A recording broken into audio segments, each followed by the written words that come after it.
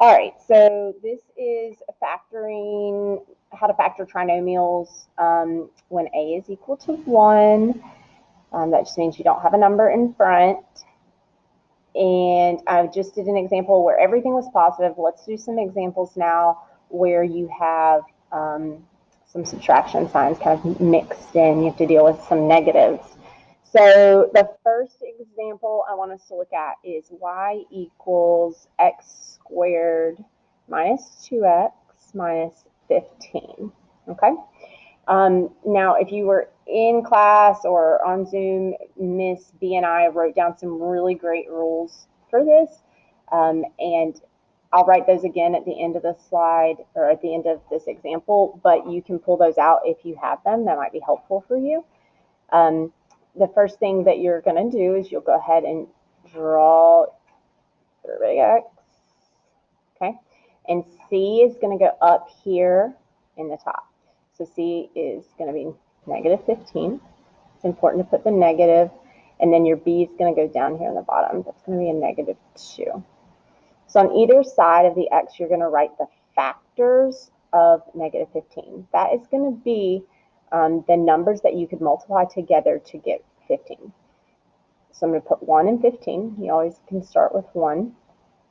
And then 2 is not going to divide evenly into 15.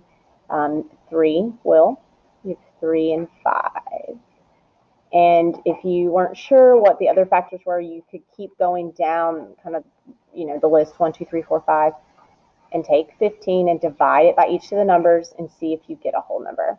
But for us right now, these are the only two sets of numbers that will multiply to give you 15. Okay, so now it looks just a little bit different than it did before, though, because we have these negatives here. All right, so we're not really sure. Some of you, I think, get really tripped up at this step, and that's when pulling out those kind of rules that we talked about or wrote down for you would be really helpful. So if we are factoring and all three of our kind of terms here are positive, then when you're factoring it, everything's positive and you don't have to worry about anything. But if C, so like if C is negative, let's do it. C is negative, and sorry, my handwriting is atrocious on here, and B is negative,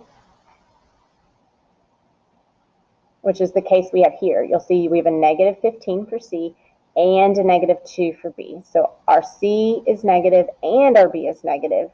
Then the larger factor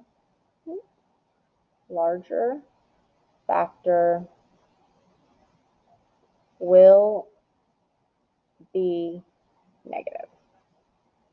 Okay, so just to kind of say that in a different way, if you have a negative here and you have a negative here, then when you are writing down your factors, the larger numbers, that's this side over here, the larger numbers, 15 and 5, these will be negative. Okay, so if I add across, I have 1 and a negative 15. It's okay to use your calculator if you need to. That gives you a negative 14. That is not our B value. We have a negative 2. We need to get negative 2 when we're adding or subtracting. Okay, so I'm going to cross those out. Then we have a positive 3 and a negative 5. That gives us negative 2. So these are our factors. Okay, so you have x plus 3 and x minus 5. That is your factored form. Hopefully that makes sense and will be helpful to you. Let's see, we can do one more example. Oh, hold on there. Where is it going? One more example with different,